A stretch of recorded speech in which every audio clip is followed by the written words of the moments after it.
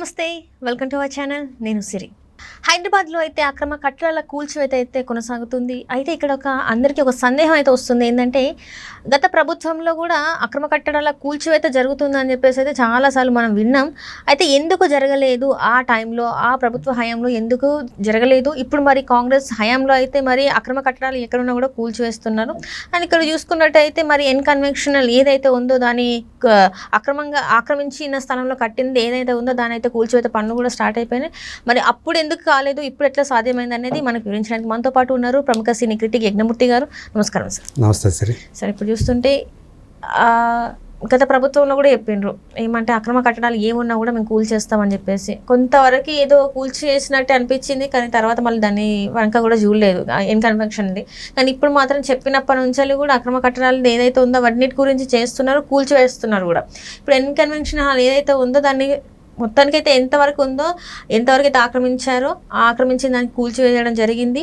So ఎందుకు మరి అప్పుడు ఎందుకు సాధ్యం కాలేదు, ఇప్పుడు ఎట్లా సాధ్యమైందంటారు? ఏం లేదు, చిత్తశుద్ధి ఉండాలి అంతే. గవర్నమెంట్కి ఏదైనా చెయ్యాలి అంటే ఒక చిత్తశుద్ధి ఉండాలి. దాంట్లో రికమెండేషన్స్ ఏమి ఉండకూడదు. అట్లాగే బంధుప్రీతి, ఆశ్రిత పక్షపాతం ఇవి ఉన్నప్పుడు కావు. అలాగే ఇంకొకటి, అక్కడ ఏదైనా అవినీతి జరిగితే ఉండదు.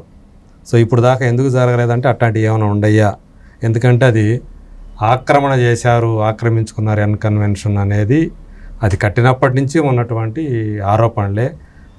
జరిగింది అలాంటిది, ఆక్రమణ జరిగింది, చెరువుని ఆక్రమించి కట్టారు. సో వాళ్ళ స్థలాన్ని దాటి, వాళ్ళ సొంత స్థలాన్ని దాటి చెరువును కూడా కబ్జా చేశారు అని అది కట్టినప్పటి నుంచి వినవస్తున్నటువంటి ఆరోపణే. స్థానికులు అక్కడ చుట్టుపక్కల ఉండేవాళ్ళు అనేక మంది ఫిర్యాదులు చేశారు. సో ఇప్పుడు Komatireddy Venkatareddy cinematography minister, R&B minister ఆయనే. సో ఆయన రాసిన లెటర్ ఏదైతే ఉందో దాని మీద చర్యలు తీసుకోవాలి కన్వెన్షన్ ఇట్లా ప్రజల నుంచి ఫిర్యాదులు అందుతున్నాయి అని చెప్పేసి.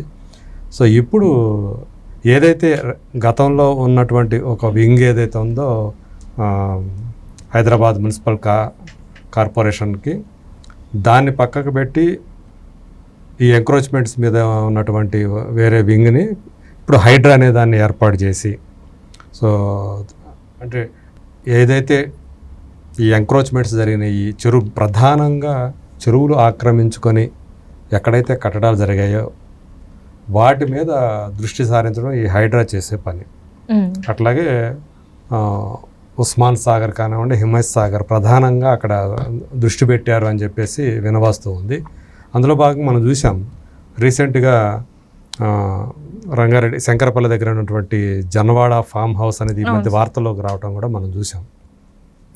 అది కేటీఆర్కి సంబంధించింది అని చెప్పేసి వచ్చింది. అంటే గతంలో ఒకసారి బీఆర్ఎస్ గవర్నమెంటు అధికారంలో ఉన్నప్పుడు రేవంత్ రెడ్డికి సంబంధించినటువంటి ఒక డ్రోన్ అక్కడ ఎగిరింది అని చెప్పేసి, సో అక్కడ ఏదో చట్ట వ్యతిరేకంగా చేశారు అని చెప్పి అప్పుడు ఆయన మీద కేసు పెట్టడం, రేవంత్ రెడ్డి మీద, ఇవన్నీ జరిగినాయి.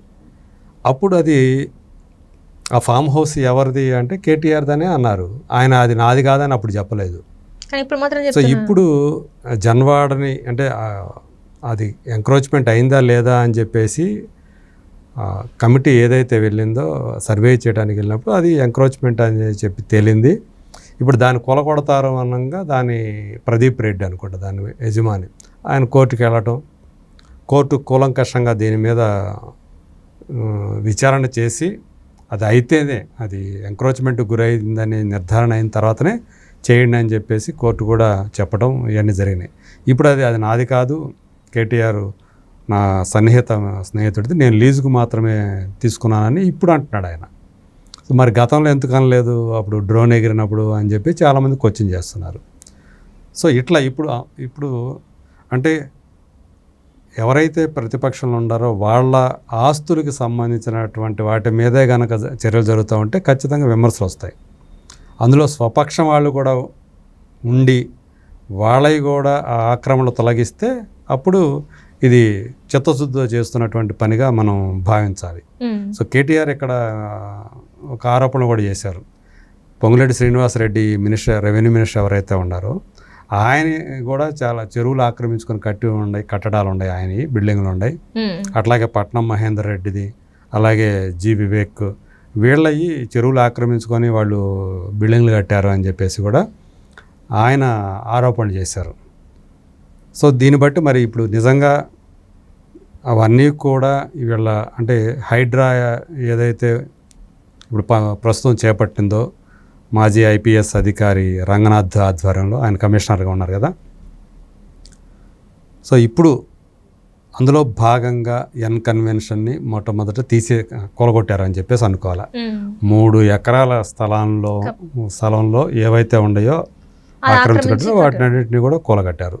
సో బీఆర్ఎస్ ప్రభుత్వం ఎందుకు చేయలేకపోయింది? 10 ఏళ్ల పాటు ఏదైతే తెలంగాణ మా అస్తిత్వం అని చెప్పేసి అధికారంలోకి వచ్చిందో, సో అప్పట్లో ఎవరైతే ఆంధ్ర ప్రాంతానికి చెందిన వాళ్ళు వచ్చి ఇక్కడ కబ్జాలు చేశారని చెప్పేసి వాళ్ళు చాలా తీవ్రమైన విమర్శలు చేశారు. అధికారంలోకి రాకముందు, బీఆర్ఎస్ అధికారంలో రాకముందు అటు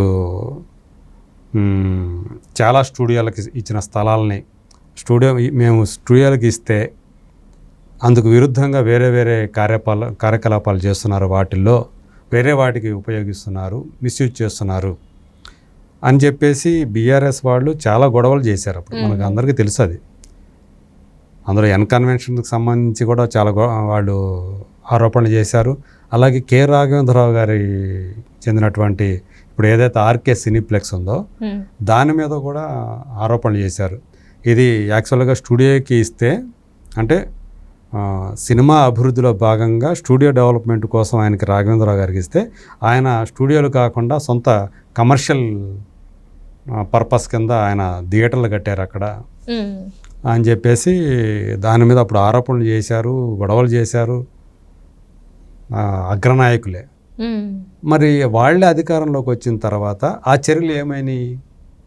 ఎన్ కన్వెన్షన్ ఎందుకు దాని మీద చర్యలు తీసుకోలేదు? చర్యలు తీసుకోబోయి ఎందుకు ఆపేశారు? ఒక చిన్న ప్రహరీ గోడ మీద ఏదో కొలగొట్టేసేసి ఒక చిన్నగా స్క్రాచ్ పెట్టేసినట్టుగా మరి తర్వాత ఎందుకు ఆపేశారు? ఇవన్నీ క్వశ్చన్స్ ఉండే చాలామందికి. అక్కడ ఏం జరిగింది? ఎవరైనా ప్రలోభపడ్డారా? ఎవరు ప్రలోభానికి గురయ్యారు? అధికారులు గురయ్యారా? లేకపోతే అప్పుడు ప్రభుత్వాధినేతలే గురయ్యారా? ఇవన్నీ కూడా మరి ఇప్పుడు బయటికి రావాలి కదా. ఎందుకంటే వాళ్లే కదా ఆరోపణలు చేసి ఎన్ కన్వెన్షన్ ఎంకరేజ్ చేశారు, చెరువు కబ్జా చేశారని చెప్పేసి గొడవలు చేసింది వాళ్లే కదా. మరి ఎందుకు 10 ఏళ్ల పాటు అధికారంలో ఉండి కూడా ఎందుకు చర్యలు తీసుకోలేదు? అట్లాగే రాఘవేంద్రరావు గారికి సంబంధించినటువంటి దాని మీద ఎందుకని అసలు యాక్షన్ తీసుకోలేదు? ఒకవేళ మీరు ఆరోపణలు నిజమే అయితే చాలా గోల్ చేశారు కదా. అధికారంలోకి రాకముందు వరకు కూడా చాలా ఆక్రమణలు జరిగాయి. ఫిలిం నగర్లో కూడా చాలా మిస్యూజ్ జరుగుతుంది ఆ స్థలాలు. సో వాళ్ళకి ఫిలిం డెవలప్మెంట్ ఇక్కడ చిత్ర పరిశ్రమ వేళూనుకోవాలి, చిత్ర పరిశ్రమ డెవలప్ కావాలనే ఉద్దేశంతో స్థలాలు ఇస్తే వాటిని దుర్వినియోగం చేస్తున్నారని చెప్పేసి మీరే కదా చేసింది. మరి ఇవన్నీ ఏం జరుగుతున్నాయి? ఇక చిత్రపురి కాలనీలో జరిగినటువంటి అవకతవకలు ఎక్కడా జరగలేదంటారు. ఒక హౌసింగ్ సొసైటీలో జనాల దగ్గర డబ్బులు వసూలు చేసి వాళ్ళు డబ్బులు కట్టిన తర్వాత తమకు అలాట్ చేసినటువంటి ఇంట్లోకి వెళ్ళాలంటే అది ఆల్రెడీ వేరే వాళ్ళు ఉండటము, వేరే వాళ్ళు ఆక్యుపై చేయడము కనిపించి వాళ్ళు ఏందయ్యా ఇది అని లబోదిబో మొత్తుకుంటుంటే వాళ్ళని పట్టించుకునే వాళ్ళే లేరు. అట్లా ఈ మధ్య శివసత్యనారాయణ అని చెప్పి ఒక చిన్న జూనియర్ ఆర్టిస్టు ఆయన పాపం పోరాడుతున్నాడు. ఆయన చాలా డబ్బులు కట్టాడు ఆయన. సో తన ఇల్లు వెళ్ళేది వేరే వాళ్ళు ఆక్యుపై చేశారు. ఇలాంటివన్నీ జరుగుతూ ఉన్నాయి. సో ఇప్పుడు ఏదైతే కాంగ్రెస్ గవర్నమెంట్ వచ్చి ఈ పని చేసిందో 7-8 నెలల్లోనే ఇది ఒక రకంగా స్వాగతించాల్సినటువంటి విషయమే. కానీ ఇది అందరికీ వర్తించాలంట. అంటే స్వపర అనే తేడా లేకుండా అందరిని ఈక్వల్గా చూడాలి. అంతా కూడా నిజంగా మీరు ఎక్కడెక్కడ చెరువులు ప్రధానంగా ఉస్మాన్ సాగర్, హిమాయత్ సాగర్ చాలా కబ్జా గురైనాయి అని చెప్పి చెప్తా ఉన్నారు. అవి చేయాలి. అట్లాగే గండిపేట చెరువు దగ్గర కూడా చాలా జరిగినాయి. మూసీ దగ్గర కూడా చాలా మూసీ పరివాహ ప్రాంతం ఏదైతే ఉందో, సో మూసీ వాగులు ఎక్కడ ఉందో అంతా కూడా చాలా పెద్ద పెద్ద వాళ్ళే వాటిని ఆక్యుపై చేసి కట్టడాలు కట్టారని కూడా వార్తలు వస్తూ ఉన్నాయి, ఆరోపణలు వస్తున్నాయి. వీటన్నిటి మీద కూడా ఇప్పుడు చూసి కరెక్ట్గా ఎక్కడ ఆక్రమణలకు గురైనాయో వాటన్నిటి మీద కూడా చర్యలు తీసుకోవాలి. కట్టడాలు పెద్ద పెద్ద వాళ్ళ ఏమన్నా కానీ చేతులు ఉంటే కూడా వాటిని మీద కూడా నిర్దాక్షిణ్యంగా చేస్తేనే అప్పుడు ఈ గవర్నమెంటు ఇదేదో లేకపోతే ఇదేదో కక్ష సాధింపు చర్యలు అంటే గవర్నమెంట్ అక్కడ ఏదైనా గతం పార్టీ లాలూచి పడింది అందు గురించే చేయలేదని చెప్పేసి ఇప్పుడు వీళ్ళు అంటే ఏమైనా టర్మ్స్ కుదరక చేస్తున్నాడా రేవంత్ రెడ్డి అని కొంతమంది విమర్శించే వాళ్ళు ఉన్నారు. సో గతంలో వాళ్ళు చేయలేదంటే అక్కడ టర్మ్స్ కుదిరినాయి కాబట్టి చేయలేదు, ఇప్పుడు టర్మ్స్ కుదరలేదు కాబట్టి చేస్తున్నారా అనే ఆరోపణలు చేసేవాళ్ళు, విమర్శలు చేసేవాళ్ళు ఉన్నారు. బట్ అదేదే కాదు, ఇది హైడ్రా అనే దాన్ని ఏదైతే ఏ పర్పస్ మీద అయితే ఏర్పాటు చేశారో సో అదంతా కూడా ఈ కబ్జాలకు గురైనటువంటి చెరువు స్థలాల్ని మళ్ళీ ప్రభుత్వ పరం చేయటమే దీని ధ్యేయమని కనుక ఆ ధ్యేయాన్ని నెరవేర్చాల్సిన బాధ్యత మాత్రం గవర్నమెంట్ మీదే ఉంది. ఇప్పుడు ఎలాంటి మిగతా ఏమీ రాకుండా కేవలం ప్రతిపక్షాలకు సంబంధించినయో లేకపోతే తనకు అంటే విపక్షం వాళ్ళు తన వాళ్ళు కాని వాళ్ళ మీదే చర్యలు తీసుకోకుండా అందరి మీద చర్యలు ఉండాలి. Thank you so much. Thank you.